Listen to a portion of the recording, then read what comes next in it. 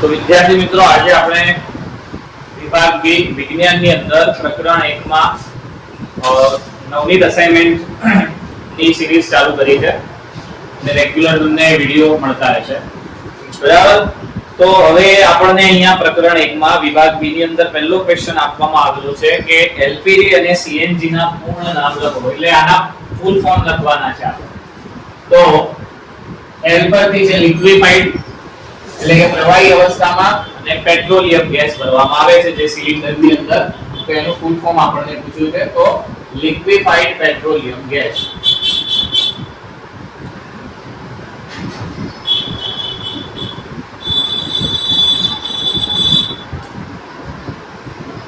અને બીજું આપણને આપ્યું છે સીએનજી જે વાહનોની અંદર પણ ભરવામાં આવે છે.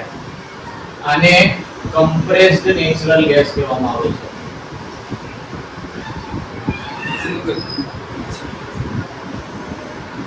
તો આપણો 2 માર્ક્સ નું ક્વેશ્ચન છે. ખાલી બંનેના આપણે ફૂલ ફોર્મ લખવાના છે. બરાબર. ક્વેશ્ચન નંબર 2 દબાણ એટલે શું અને એનો એસઆઈ એકમ આપણે જણાવવાનું છે. તો દબાણ માટે આપણે સૂત્ર લખીએ કે દબાણ બરાબર બળ છેદમાં ક્ષેત્રફળ. આના પરથી આપણે એની વ્યાખ્યા જોઈએ. તો દબાણ કોને કહેવાય? તો કોઈ પદાર્થ પર એકમ ક્ષેત્રફળ દીઠ લાગતા બળને દબાણ કહેવામાં આવે છે. કોઈ પદાર્થ પર એકમ ક્ષેત્રફળ દીઠ લાગતું જે બળ છે એને દબાણ કહેવામાં આવે છે. આ સૂત્ર પરથી એની વ્યાખ્યા આપણે લખી શકાય કે દબાણ પદાર્થ પર એકમ ક્ષેત્રફળ દીઠ લાગતા બળને દબાણ કહે. હવે આ સૂત્ર પરથી આપણે એનો એસઆઈ એકમ જોઈએ. તો એસઆઈ એકમ બળ માટે આપણે બળ જે છે ન્યૂટનમાં માપવામાં આવે છે. જ્યારે ક્ષેત્રફળ માટે મીટરનો વર્ગ આવશે. તો એનું એસઆઈ એકમ nm-2 એટલે કે નીચે પ્લસમાં ઘાત છે ગુણાકારમાં ઉપર લઈ લઈશું તો માઈનસમાં. એક આ પણ લખી શકાય અને બીજો એકમ છે પાસ્કલ. વૈજ્ઞાનિક પાસ્કલની યાદમાં એને Pa વડે પણ દર્શાવવામાં આવે છે. તો અહીંયા આપણને દ્રવ્યની અવસ્થા પ્રમાણે જે આપેલા પદાર્થો છે એનું વર્ગીકરણ કરવાનું થયું છે. દ્રવ્યની જે આપણને 3 અવસ્થાઓ બતાવવામાં આવેલી છે ઘન, પ્રવાહી અને વાયુ.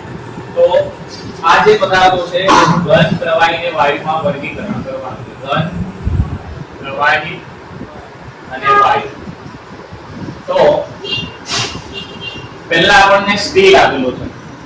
જે આપણે સ્ટીલના વાસણો ઘરે હોય ને તો એ સ્ટીલ જ્યારે એને આપણે જોઈએ છે આપણને ખબર છે આપણે ટચ કરીએ કે આપણે ફેંકીએ તો અવાજ આવે છે. બરાબર. તો એ કયો અવસ્થા ધરાવે છે? તો ઘન અવસ્થા. એટલે સ્ટીલ ઘન અવસ્થામાં આવશે. બીજું છે તેલ. તો તેલ વહન પામી શકે છે એટલે કે પ્રવાહી અવસ્થામાં આવશે તેલ. પછી કાર્બન ડાયોક્સાઇડ વાયુ. તો CO2 એટલે કે કાર્બન ડાયોક્સાઇડ આવશે વાયુ. પછી નાઇટ્રોજન પણ એક ગેસ છે વાયુ. બરાબર. એટલે આવશે નાઇટ્રોજન. પછી આગળ છે કેરોસીન. એ પણ પ્રવાહી અવસ્થામાં.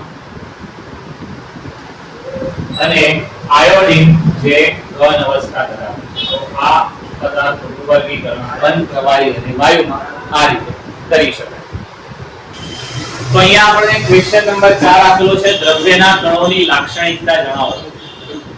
એટલે દ્રવ્ય જે છે એ કોને કહેવાય? તો એના વિશે વાત કરીએ તો જે પદાર્થ દળ ધરાવે અને જગ્યા રોકે એને આપણે દળ કહીએ છીએ. એની વ્યાખ્યા છે. તો હવે જે દ્રવ્યના કણો છે જે નાના નાના કણો છે કે કોઈ પણ પદાર્થ ઘન હોય, પ્રવાહી હોય કે વાયુ એ બનાવવા માટે જે દ્રવ્યો આવેલા હોય છે એના લક્ષણો શું છે? તો એમાં નંબર 1 કે દ્રવ્યના જે કણો છે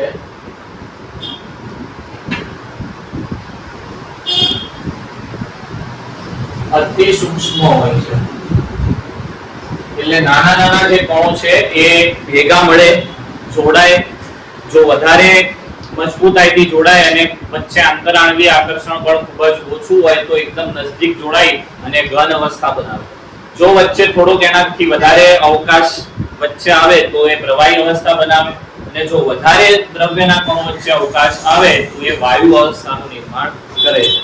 બરાબર, એટલા માટે દ્રવ્યના કણો અતિ સૂક્ષ્મ હોય છે. બીજું, દ્રવ્યના કણો વચ્ચે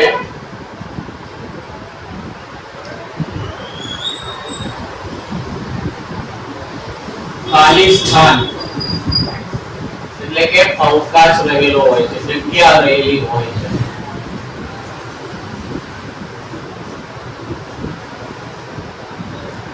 એટલા માટે આપણે કોઈ પ્રવાહી અવસ્થામાં જોઈએ તો કોઈ એક દ્રવ્ય બીજા દ્રવ્યમાં આપણે મિક્સ કરીએ, જેમ કે ડેટોલ છે એનું દ્રાવણ આપણે પાણીમાં મિક્સ કરીએ તો બંને મિક્સ થઈ જાય, એટલે એ બંને દ્રવ્યના કણો એકબીજામાં સેટ થાય એટલે એમની વચ્ચે અવકાશ આવે.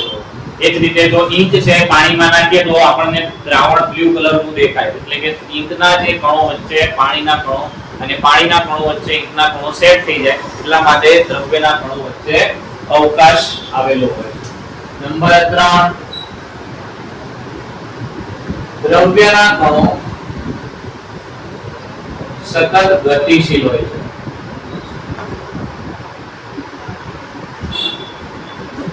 એટલે કે ગતિ કરતા હોય છે. અને જો વાયુ અવસ્થાની વાત કરીએ તો વાયુ અવસ્થામાં તો દ્રવ્યના કણો ખૂબ જ ગતિશીલ હોય છે, અને જો તાપમાન વધે તો દ્રવ્યના કણો જે છે એની ગતિ ઊર્જા વધવાને કારણે કણો સતત ગતિશીલ રહે છે. એટલા માટે આપણે ઉનાળામાં જોવામાં આવે તો વાહનોના ટાયર ફાટવાની ઘટના વધારે બનવાનું કારણ એ જ છે કે દ્રવ્યના કણો વાયુ અવસ્થામાં સતત ગતિશીલ હોય છે. બરાબર. અને ચોથું, દ્રવ્યના કણો એકબીજાને આકર્ષે છે. તો કોઈ પણ દુનિયામાં જે પદાર્થોનું નિર્માણ થયું છે એ કણો વચ્ચેના આકર્ષણને લીધે જ થયું છે. કોઈ બી વસ્તુ બને છે ત્યારે એક કણ બીજા કણ સાથે જ્યારે જોડાય ત્યારે જ પદાર્થનું નિર્માણ થાય. કે પછી ચોક હોય તો એમાં જે ચોકના પાવડરના જે કણો છે કેલ્શિયમના ને એના એ ચૂનાના જે કણો છે પથ્થરના એ કણો એકબીજા સાથે જોડાય ત્યારે ચોક બને. એ જ રીતે રોટલી બનાવવા માટે આપણે લોટનો ભૂકો લઈએ છીએ, એટલે કે પાવડર લઈએ છીએ. એ પાવડરમાં પાણી નાખી પછી કણો જોડાય, લોટ બંધાય ત્યારે એમાંથી રોટલી બને. જો કણો એકબીજાને આકર્ષતા ના હોય તો આવી કોઈ વસ્તુઓ નિર્માણ થાય નહીં. એટલે કણો એકબીજાને આકર્ષે નહીં તો કોઈ પણ પદાર્થ દુનિયામાં અસ્તિત્વ ધરાવી શકે નહીં. તો ક્વેશ્ચન નંબર 5 છે, કયો પદાર્થ દ્રવ્યની ત્રણેય અવસ્થા ધરાવે? ત્રણેય અવસ્થા એટલે કે ઘન, પ્રવાહી, વાયુ, ત્રણ અવસ્થાઓ કયો પદાર્થ ધરાવે છે? તો અવસ્થાની વાત કરીએ તો પાણી જે છે એટલે કે H2O એ દ્રવ્યની ત્રણ અવસ્થા ધરાવી શકે. એટલે જો પાણીને ઠંડુ કરવામાં આવે, તાપમાન ઘટાડવામાં આવે તો એ ઘન સ્વરૂપમાં ફેરવાય છે, તથા પાણીને જો ગરમ કરવામાં આવે તો વાયુ અવસ્થામાં વરાળ સ્વરૂપમાં ફેરવાય એટલે એ વાયુ અવસ્થા ધરાવે છે. તો પાણી જે છે H2O, તો S એટલે કે એને બરફ કહેવાય. બરફનું સૂત્ર પણ H2O છે, પણ અહીંયા એની અવસ્થા ઘન આવે. તો આ ઘન અવસ્થામાં પછી H2OL એટલે કે જેને આપણે પાણી કહીએ છીએ, અને એ પ્રવાહી અવસ્થા ધરાવે. અને એક સૂત્ર પણ એનું એક બધામાં H2O ખાલી ફક્ત એની અવસ્થા બદલાશે, અને અહીંયા વરાળ કહીએ કે વાયુ અવસ્થા ધરાવે. તો આ પદાર્થ જે છે ત્રણેયના સૂત્ર સેમ જ રહેશે, ખાલી ફક્ત એની અવસ્થા બદલાશે અને એમાં આપણને સોલિડ લિક્વિડ ગેસ. એક ક્વેશ્ચન આપેલું છે જેમાં કહ્યું છે કે વધતી જતી ઘનતાના ક્રમમાં એને ગોઠવો. તો વધતી જતી ઘનતાના ક્રમમાં એટલે કે પહેલા આપણે જોઈએ તો ઘનતા સૌથી વધારે ઘન વસ્તુની હોય, પછી પ્રવાહી અને પછી વાયુની. એટલે કે સૌથી ઓછી ઘનતા વાયુની, પછી પ્રવાહીની આવે ને પછી ઘનની આવે. તો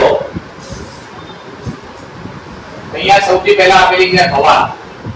તો હવા પહેલા આવશે, પછી હવે હવાની અંદર જો ધુમાડાના એટલે કે કાર્બનના ને એના કણો હોય એટલે થોડીક ભારે ઠંડકતા વધે એટલે કે ચીમનીમાંથી નીકળતો જે ધુમાડો છે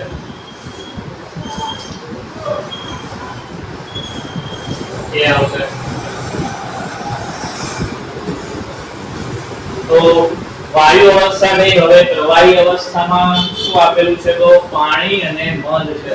તો પાણી પાતળું હોય, મધ જાડું હોય એટલે પાણીની ઘનતા એના કરતા મધ કરતા ઓછી હોય તો પહેલા આવશે પાણી, પછી મધ. હવે વાયુ અવસ્થા આવી ગઈ, પ્રવાહી અવસ્થા આવી ગઈ, હવે આવશે ઘન અવસ્થા. તો ઘન અવસ્થામાં આપણને ત્રણ વસ્તુ ચોક, ધ્રુવ અને લોખંડ. હવે આ ત્રણેયમાંથી સૌથી ભારે અને હલકું કોણ હોય તો લોખંડ ભારે હોય છે, ધ્રુવ સૌથી હલકું હોય એટલે પહેલા આવશે ધ્રુવ, પછી ચોક આવશે અને પછી આવશે છેલ્લે લોખંડ. તો આ રીતે એને વધતી ઘનતાના ક્રમમાં ગોઠવી શકાય. પછી આના બધી ક્વેશ્ચન આપવામાં આવેલું છે કે ગલન બિંદુ એટલે શું? બરફનું ગલન બિંદુ જણાવો. તો ગલનનો અર્થ થાય છે ગલન એટલે કે પીગળવું. ગલન એટલે પીગળવું. તો અહીંયા આપણે જોઈએ તો કઈ વસ્તુ પીગળે? તો ઘન પદાર્થ પીગળે અને પ્રવાહી અવસ્થામાં આવે. તો આપણે અહીંયા વ્યાખ્યામાં પણ એ છે કે વાતાવરણ દબાણ હેઠળ જે તાપમાને કોઈ ઘન પદાર્થ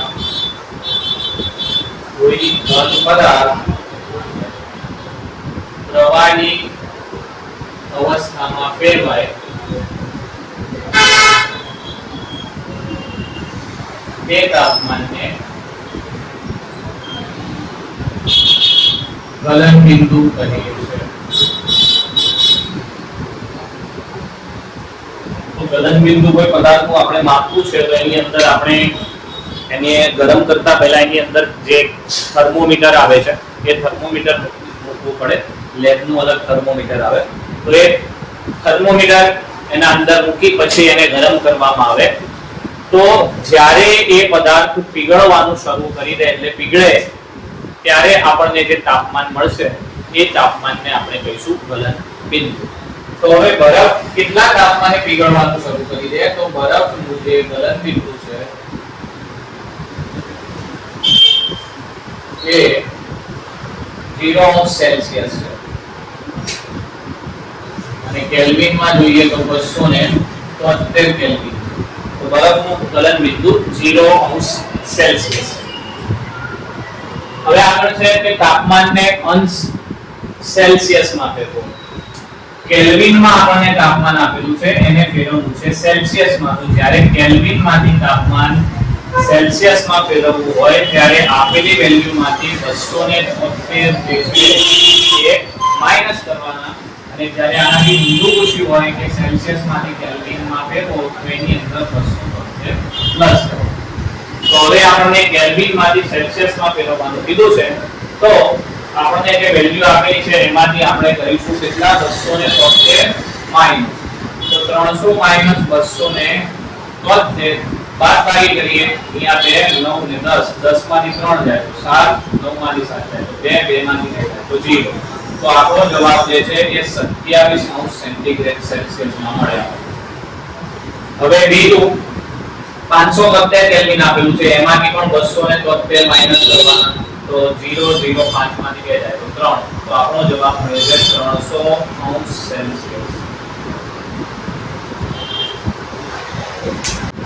તો અહીંયા આપણને આગળનો ક્વેશ્ચન આપેલો છે જે આપણે આગળ ચર્ચા કરી ગયા કે જ્યારે આપણે સેલ્સિયસમાંથી કેલ્વિનમાં તાપમાન ફેરવવું હોય ત્યારે જે કિંમત આપેલી હોય એમાં આપણે 273 ઉમેરી દેવાના. તો પ્લસ 273 તો 5 3 8 7 9 અને 2 એટલે આપણો જવાબ આવશે 298 કેલ્વિન.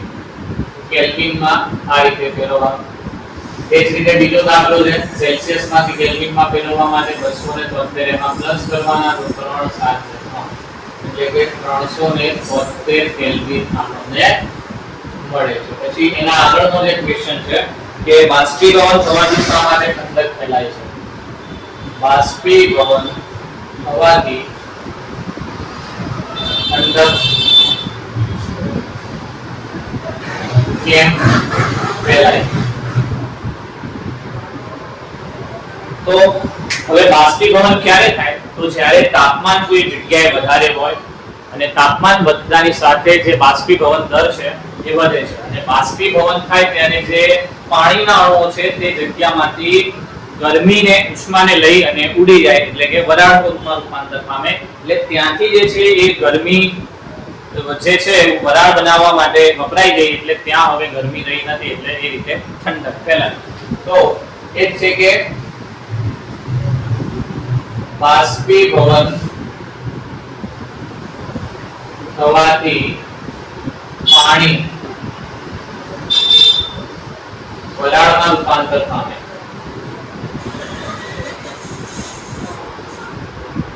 જે તેની આસપાસ રહેલી ઉષ્મા ના લીધે થાય અને ઉષ્મા વપરાઈ જતા ઠંડક ફેલાય.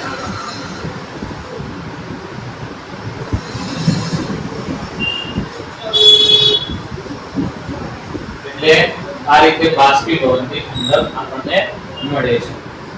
પછી આગળ જઈએ ઉનાળામાં ગળાનું પાણી શા માટે ઠંડુ હોય? ઉનાળામાં માટલાનું કે ગળાનું પાણી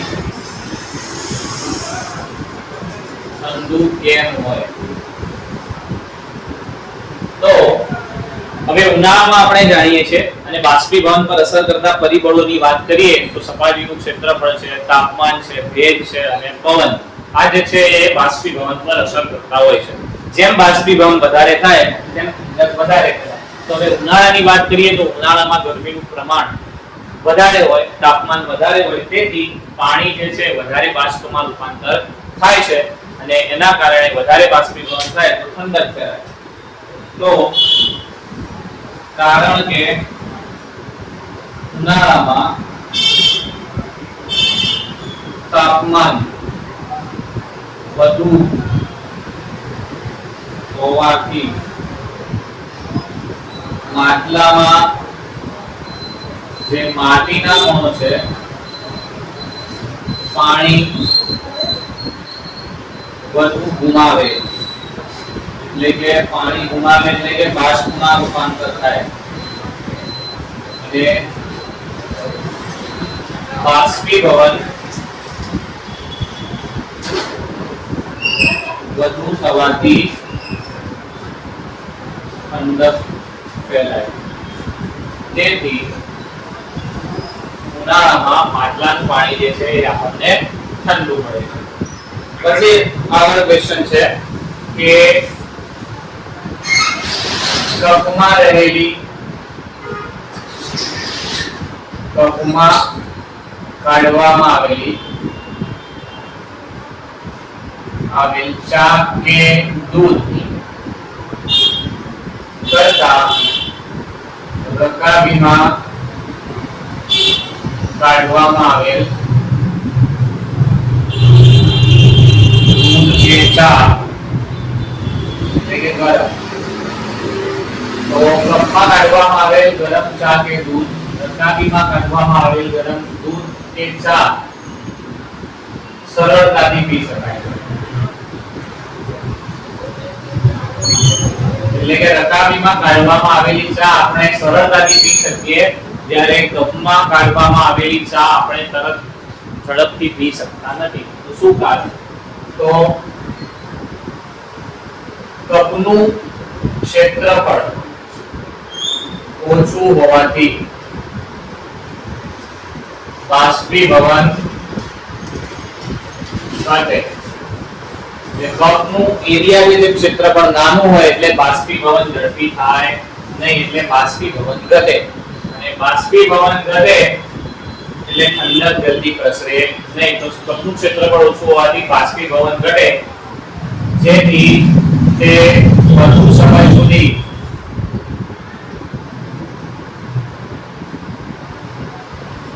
ગરમ રહે.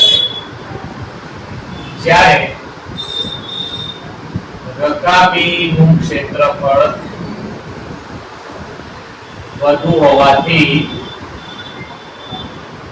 બાષ્પીભવન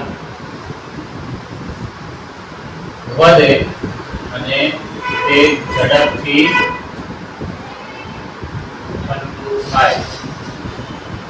તેથી રકાબીમાં આપણે ચા કે ગરમ દૂધ છે કે ગરમ ચા છે સરળતાથી પી શકીએ. ક્વેશ્ચન નંબર 13 આપણને આપવામાં આવેલું છે કે આપેલ તાપમાને પાણીની ભૌતિક અવસ્થા, આપેલ તાપમાને પાણીની ભૌતિક અવસ્થા એટલે કે ઘન સ્વરૂપ છે, પ્રવાહી સ્વરૂપ કે વાયુ સ્વરૂપ એ આપણને જણાવવાનું છે. એના માટે આપણને તાપમાન આપવામાં આવેલું છે. તો પહેલું છે 25 સેલ્સિયસ. 25 સેલ્સિયસ એટલે કે રૂમ ટેમ્પરેચર, નોર્મલ આપણું જે રૂમનું તાપમાન હોય એ. તો એ તાપમાને આપણે જોવા જઈએ તો પાણી જે છે આપણને ખાલી ફક્ત પ્રવાહી સ્વરૂપે જોવા મળે. પછી બીજું આપણને તાપમાન આપવામાં આવેલું છે બીજા ક્વેશ્ચન માટે 0 સેલ્સિયસ. તો 0 સેલ્સિયસ તાપમાને પાણી એટલે કે બરફ જે છે ઓગળવા પણ લાગે અને પાણીમાંથી બરફ પણ બનવા લાગે છે. એટલે બંને અવસ્થા હોય, એટલે કે ઘન પણ હોઈ શકે અને પ્રવાહી અવસ્થા. અને ત્રીજું આપવામાં આવેલું છે આપણને તાપમાન 100 સેલ્સિયસ. તો 100 સેલ્સિયસ તાપમાને પાણી ઉકળે છે. પાણી ઉકળે એટલે એમાંથી વરાળ નીકળતી હોય, વાયુ સ્વરૂપ ઉકળે અને કેટલું પાણી બાષ્પ બનવાનું બાકી રહ્યું હોય. એટલે કે બંને અવસ્થા હોય, પ્રવાહી અને વાયુ. તો આ અવસ્થાઓ આપણને આ તાપમાને જોવા મળે છે. પછી આગળ ક્વેશ્ચન છે કે તફાવત આપો બાષ્પીભવન અને ઉત્કલન. તફાવત બાષ્પીભવન અને ઉત્કલન. તો વાત કરીએ બાષ્પીભવન ની. તો બાષ્પીભવન કોને કહેવાય? તો બાષ્પીભવનની વ્યાખ્યા છે કે ઉત્કલન બિંદુ કરતા નીચા તાપમાને પાણીનું બાષ્પમાં રૂપાંતર થાય તો એને બાષ્પીભવન કહેવાય. ઉત્કલન બિંદુ કરતા નીચા તાપમાને પાણીનું બાષ્પમાં રૂપાંતર થાય વરાળમાં તો એને બાષ્પીભવન કહેવાય. અને ઉત્કલન કોને કહેવાય? તો પાણીની ઉકળવાની જે ક્રિયા છે એને ઉત્કલન કરવામાં આવે છે. તો બાષ્પીભવન જોઈએ આપણે કોઈ પણ સીઝનમાં જોઈએ, કપડા સુકાવીએ તો સુકાવવા માટે થોડો વધારે સમય લાગે કે ઓછો સમય લાગે પણ સુકાય ખરું. તો બાષ્પીભવન એ કોઈ પણ તાપમાને થઈ શકે છે. કોઈ પણ તાપમાને થઈ શકે. ઉત્કલન બિંદુ ક્યારે મળે? પાણી ક્યારે ઉકળે? જ્યારે ચોક્કસ તાપમાન મળે. તો આ જે ક્રિયા છે એ ચોક્કસ તાપમાને થાય. બીજું કે આ જે બાષ્પીભવન એ સપાટી પરની ક્રિયા છે. સપાટી પર થાય. બાષ્પીભવન એટલે કોઈ સપાટી પરથી પાણી ઉડે, વરાળ બને, એ તો સપાટી પરની ક્રિયા છે. જ્યારે ઉત્કલન એ સમગ્ર દ્રવ્યની પ્રક્રિયા છે. સમગ્ર દ્રવ્યની પ્રક્રિયા છે. પછી ક્વેશ્ચન નંબર 15, ક્વેશ્ચન નંબર 14 છે આ 15 હવે આગળ કે ઠંડા પાણીથી ભરેલી ગ્લાસની જે બહારની સપાટી છે એની ઉપર આપણને પાણીના સૂક્ષ્મ બુંદો કેમ જોવા મળે છે? ઠંડા પાણીથી ભરેલી ગ્લાસની સપાટી પર પાણીના ટીપા અથવા સૂક્ષ્મ બુંદો કેમ દેખાય? તો ઠંડા પાણીથી ભરેલી જ્યારે આપણે પાણીની બોટલ જોઈએ કે ગ્લાસ જોઈએ તો એની ઉપર આપણને પાણીના આમ ટીપાને જોવા મળે છે. તો એ શું હોય? તો હવે જે ગ્લાસ ભરેલો હોય એને આપણે ટચ કરીને જોઈએ તો એ ઠંડુ લાગે આપણને. તો ઠંડા પાણીથી ભરેલું ગ્લાસ નું તાપમાન ખૂબ જ ઓછું હોય તથા જ્યારે તેની આસપાસ રહેલી જે હવા છે, જ્યારે તેની આસપાસ રહેલી હવા તેના એટલે ગ્લાસના સંપર્કમાં આવે, ગ્લાસના સંપર્કમાં આવે એટલે ગ્લાસને ટચ થાય. હવે સપાટીનું તાપમાન ગ્લાસની ખૂબ જ ઓછું છે કેમ કે ઠંડુ પાણી ભરેલું છે. બહારની હવા જે છે ગરમ છે, વાયુ સ્વરૂપમાં છે. અને આપણે જો જાણીએ છીએ કે જ્યારે વાયુને ઠંડો પાડવામાં આવે ત્યારે એ પ્રવાહી અવસ્થામાં ફેરવાય. એટલે બહારની ગ્લાસની જે આસપાસની હવા છે એ ગ્લાસના જ્યારે સંપર્કમાં આવે ત્યારે તે ઠંડી પડે છે. ત્યારે તે ઠંડી પડે છે અને પ્રવાહી સ્વરૂપમાં ફેરવાય છે.